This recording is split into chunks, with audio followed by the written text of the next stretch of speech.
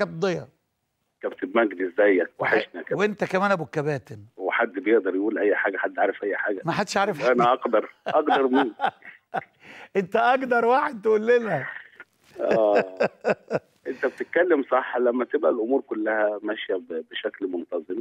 احنا ساعات بنطلب، يعني احنا مثلا في بدايه في اجنده شهر 10 ايوه كنا طلبنا مستوى تاني، كانوا مباراتين، طلبنا مستوى تاني ومستوى اول. اتعرض علينا بنين والكاميرون، وافقنا وبعدين ما تلعبوش للمشاكل اللي حضرتك كنت عارفها مظبوط اللي حصل فما تلعبوش. فمن ناحيه ان احنا بنطلب وبنحدد الحاجات اللي احنا عايزينها ومستويات. طب كان تحديدكم ايه يا كابتن ضياء قبل ما تيجي مباراه جورجيا؟ القصه ايه؟ ما انا هقول لحضرتك. اتفضل. القصه ايه؟ ان انت كنت شغال بتشتغل لوحدك، بتشتغل الاول مفيش مجلس اداره. اللجنه اللي كانت مؤقته كانت اما مشاكل مع الشركه الراعيه او مفيش مشاكل او كان في حاجات جدل كتير. الاجنده بتاعت 11 جه عرض واحد بس، والناس اضطرت انها تقعد مع الشركه اللي جت، واتكلمنا على الكونغو وتونس دول يعني مستوى اول افريقيا. وحصلت مشاكل وطلع عينينا لحد ما ربنا وفقنا وقدرنا ان احنا نعدي المباراتين ولعبناهم واستفدنا منهم. شهر 11 جالنا الماتش الاولاني ده، جت الحاجه الوحيده اللي اتبعتت واتعرض علينا الاتحاد، قالوا في مباراه جورجيا. احنا بنقبل لان احنا مش عايزين نضيع الاجنده. احنا مش عايزين نضيع ايوه. طب ما هو التوقيت يا كابتن ضياء بيبقى يسمح انك انت تقول. حلو قوي. انا النهارده يعني عايز اقول العرض جالك في شهر، في 10 اللي فات، في الفيفا ديت اللي فاتت بالظبط. المفروض انك انت لما تجي جورجيا تقول لا يا جماعه يا ريت الشركه الراعيه دي، لان برضو الشركه بتدور على مصلحتها اكتر منك. انت هتسيبني يا كابتن؟ اتفضل انا الاقدر، مش انا الاقدر. سيبنا. طب قول. لما ما كانش في اي حاجه غير ان اللي جت مباراه جورجيا وافقنا عشان ما ضيعش الاجنده. جورجيا كفرقه كويسه جدا، لكن كجو هناك طبعا في برد، وهتبقى 4 تحت 0 ولا 9 ولا ايا كان. امبارح بس الناس اتصلوا بينا في الاتحاد وقالوا في عرض من شركه فرنساوي تاني، غانا، في نفس الميعاد في القاهره. قلنا ده ماشي، احنا ما بنرفضش، قلنا غانا ماشي. لكن هل يا جماعه انتوا هتقدروا تنظموا المباراه في القاهره؟ هتقدروا تجيبوا الموافقات؟ يعني انا وافق تتلعب في برج العرب. ليه لا؟ ما احنا بنلعب في برج العرب اهو. كابتن مجدي بلاش فتحه صدر. لا اصل لا، كلامك مظبوط، بس انا عايز اقول ايه؟ بكلمك في الظروف اللي احنا بنتحط فيها وواجهناها طول الفتره اللي فاتت. انا جيت النهارده قلت انا خلاص الغي جورجيا، انا موافق العب غانا. خلاص عملت اللي عليك انت كده. حلو قوي. جيت بقى انت النهارده ابتديت تخاطب وتبعت جوابات وما تردش عليها، وما تبعت جوابات، وفي النهايه بعد دراسه او عدم دراسه جم قالوا لا مش هتقدروا تلعبوا في مصر.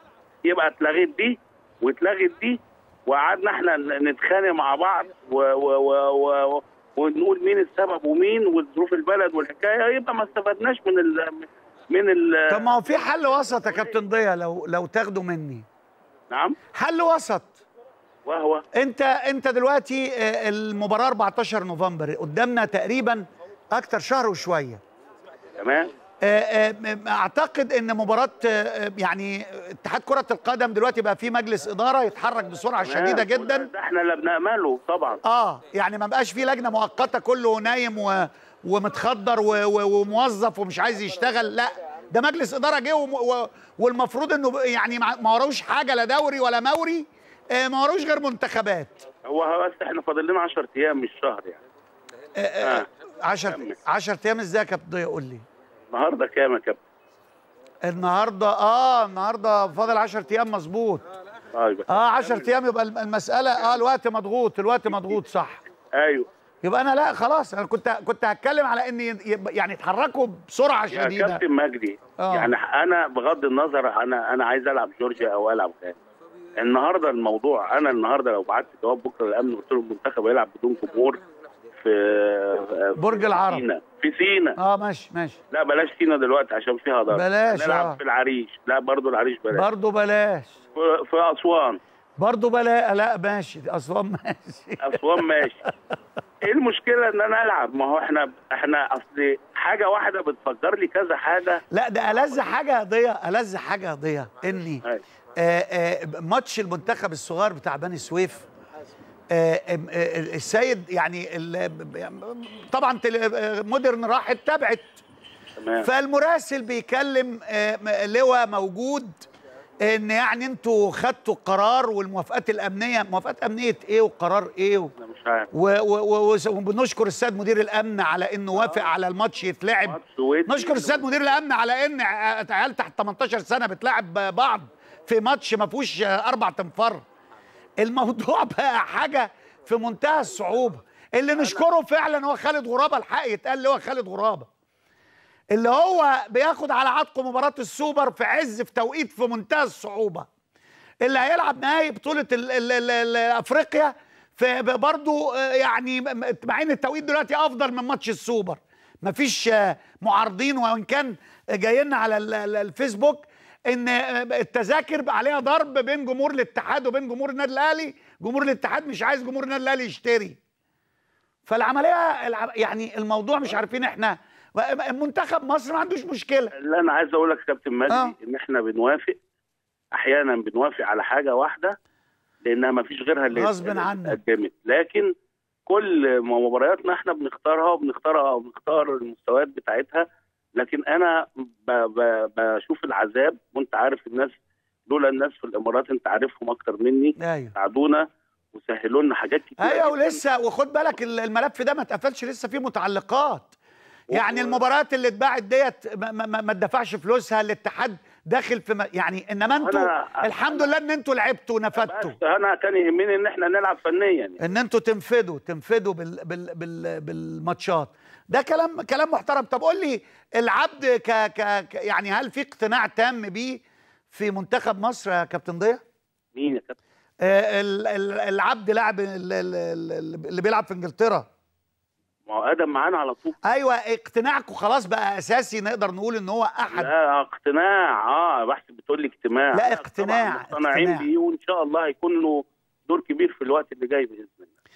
انت شايف انه بيتحسن؟ دافع قوي ومحترف. يعني عارف ان الكلمه بتاعتك اخدها محترف على ابوه. محترف وبيلعب كل مباريات اساسي في فرقته في برايتون. وهو معانا، احنا شويه بشويه بيخش معانا، بيخش مع اللعيبه، واحنا شايفين انه ماشي بخطوات كويسه. ان شاء الله هيكون له مكان كويس. 26 سنه طول عمره بيتمرن في انجلترا وبيلعب في انجلترا، ان شاء الله هيفيد المنتخب بشكل. اتربى على طريقه معينه.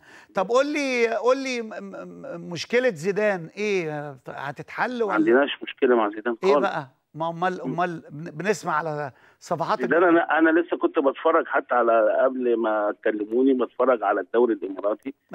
زيدان بقاله شهر لسه ما رجعش يعني. يعني بتفرج على فرقته بتلاعب نادي الوحده. هو ما بيلعبش. هو لسه، لا هو كان مصاب عنده مزق شديد ولسه. لكن احنا ما عندناش مشكله مع اي حد يكون بيلعب وبيأدي كويس، ان شاء الله هيكون موجود. ما فيش عندنا اي مشكله. كابتن ضياء السيد بنتمنى لك التوفيق وبنشكرك.